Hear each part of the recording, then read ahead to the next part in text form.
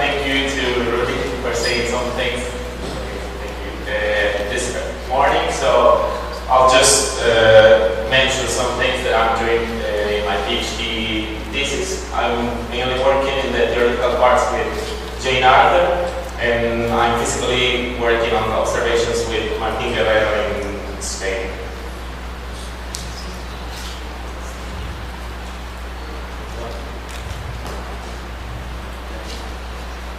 So this is the talk was organized, but I'll just skip some of the things very fast because some of the things are being already mentioned.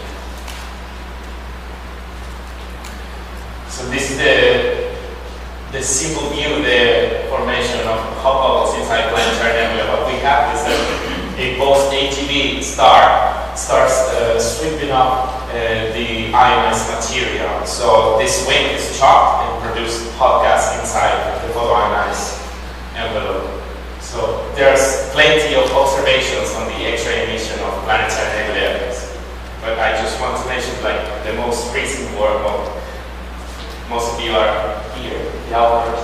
So what you did is to take all the observations of planetary nebula and the Chandra archive with distance below 1.5 kiloparsec, and well, what you found is that there's three kinds of X-ray emission in planetary nebula: diffuse, one associated to the central star, and a combination of these two.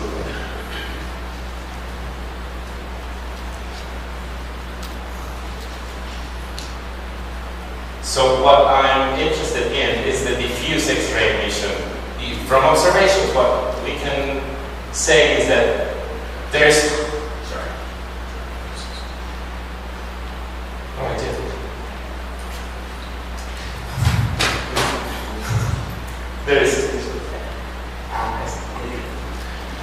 there's hot gas with temperatures of 1 million Kelvin degrees inside these hot bubbles, which is always inside this very nice defined hot bubbles.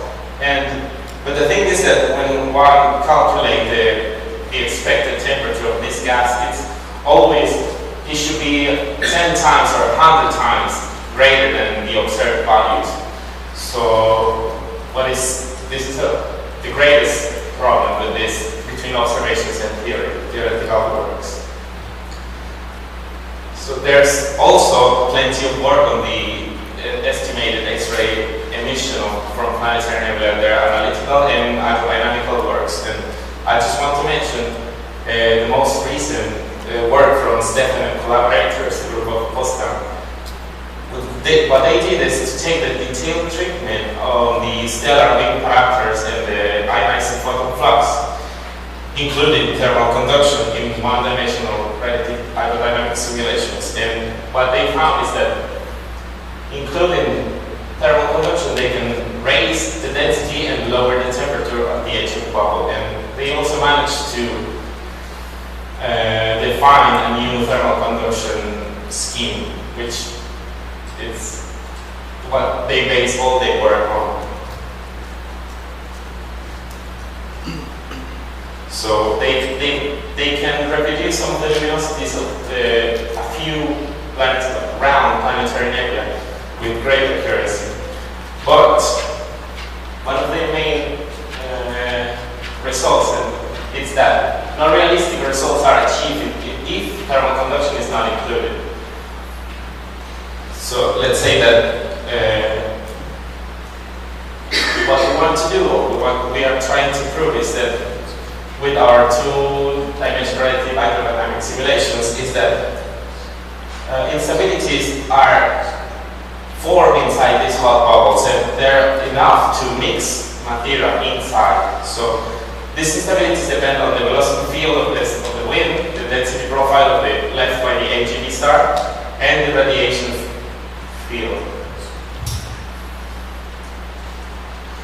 So some examples of planetary nebulae with well-defined hot bubbles are this. And what we can see in all of them is that inside the hot bubble there's instabilities inside. So there's always this kind of mixing inside the hot bubble. So what we are doing is that we took, with the help of Riviera, which is here, thank you to her for providing us for the AGV wind parameters. And then we took the white dwarf phases and we computed mass loss rate, ionizing photon rate, and velocity through the WM basic code, which was developed by Voltrak and collaborators through like 15 years. It's a Windows non-good program. So what I'm showing you here is one of the results from an initial mass star of 1.5 solar masses. What we see is that this is the ionized number density for different times. So what we see is that instabilities are created very early in the evolution of the planetary nebula. I just want you to know that I'm only zooming a very specific central area of the planetary nebula because we are only concentrated in the hot bubble. So instabilities are formed and developed very fast. And for this model, within 8,000 years, we have strong instabilities which are adding material to the hot bubble. So I also want you to know that instabilities are like marking the evolution of the ionized gas outside the hot bubble. But after 5,000 years, the AGV material is totally ionized. And depending on all the stellar evolution model that we choose and we compute, we have different instabilities. For example, the central panels are density and temperature for the model I just showed you. The left one is for initial mass of 1 solar mass at 10,700 years.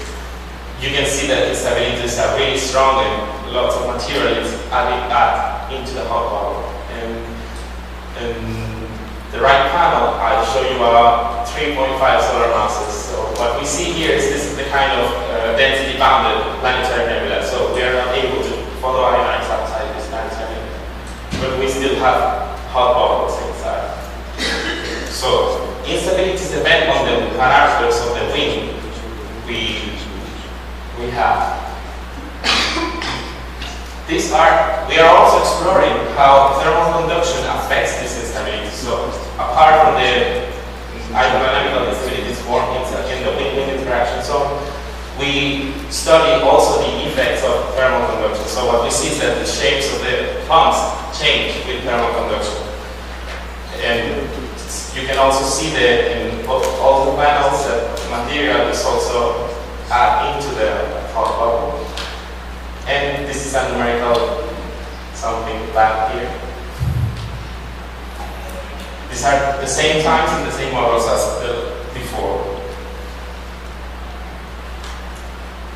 So one of the things that we have to do is to compute the luminosities to compare with the observation. So first we have to compute this is the logarithm of the differential emission measure for the model of 1.5 solar masses at 8,000 years. So the red line is with thermal conduction and blue one is without thermal conduction.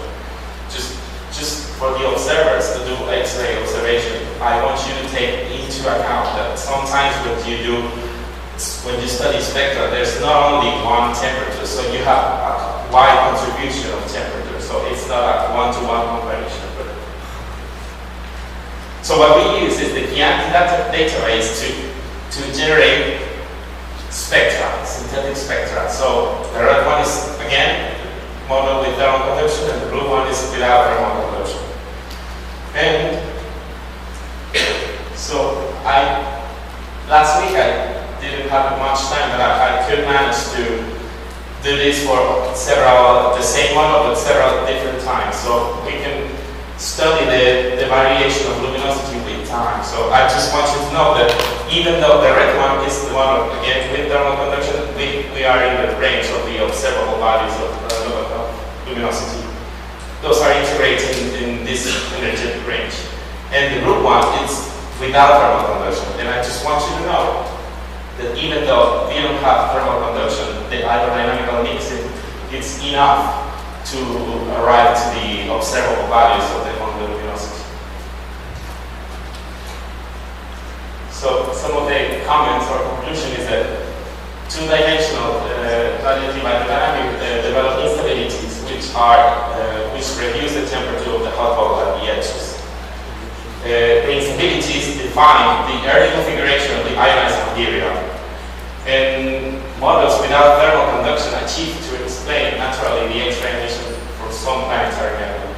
And if magnetic field will be present in the central star of the interstellar medium, even though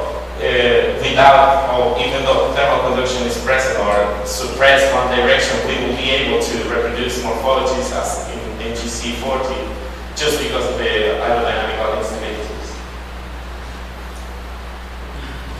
Thank you.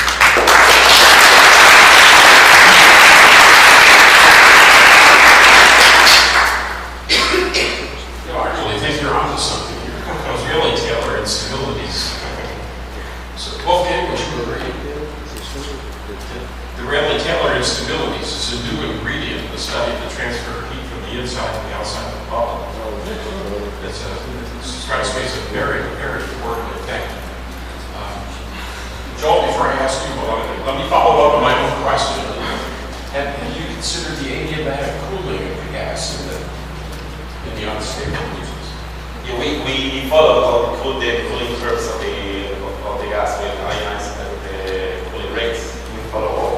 No, I wasn't talking about the radiator cooling, just adiabatic cooling. That hot gas is expanding the little bays that are created by the Rayleigh Taylor. I think the Rayleigh Taylor are from the ATB wind, so gas with very low densities do not contribute much to the X-ray spectrum. Joel? Jesus has something that I'm going to have to respond to this comment about the observers using more than one temperature component. It's not fair to use more temperature components than you have photons. That's our excuse. I know, I'm aware of that, but seriously, there's only one spectrum I'm aware of in which you can actually do a real multi-temperature analysis. And there'll be two when Martin publishes his excellent spectrum of the cat side. But right now, the only one we can do this with is the high resolution spectrum we got with BB plus 30. And there we definitely see evidence for temperature gradient. We have 4 or 5 lines we can use to get temperature diagnosis, so we see the temperature gradient. So that actually is the question I want to ask you.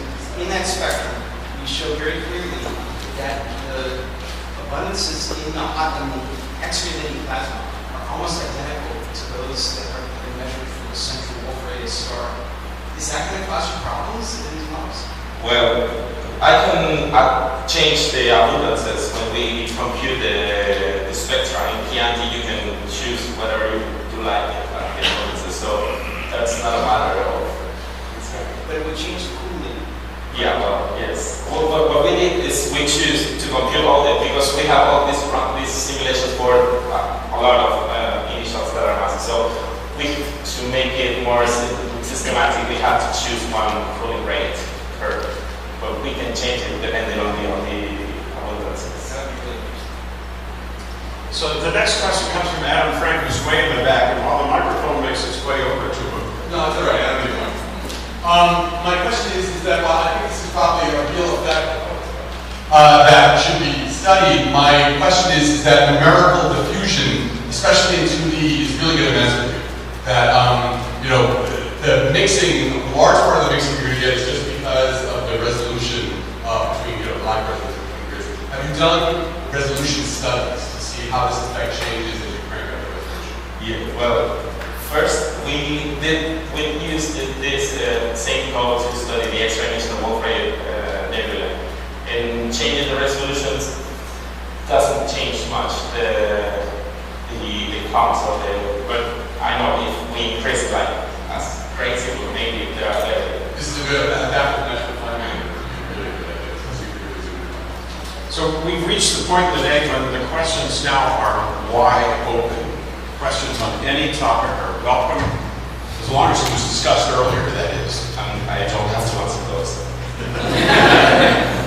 Vincent is next. Just to follow up what Alan said, one other thing, I noticed from your stuff that you're still really two-dimensional, right? But of course, when you have 3D simulations, the total surface that you will get in your instability is going to be remarkably bigger. So that would also be an effect of the surface. Yes. Adam, I want to answer the question that was asked before about CR616, the origin, and what was the cause of the explosion. So, it was Sean Mack a bunch of years ago, Eric Slackman and I modeled the idea of, especially, a binary can do this, but you can get a magnetic explosion. Basically, you can spin up the outer envelope, you get a dynamo operating, and then if the toroidal field becomes strong enough, the toroidal field literally blows off the outer layer. And out of that, now we've never explicitly calculated this, but something needs to be done. If you get into the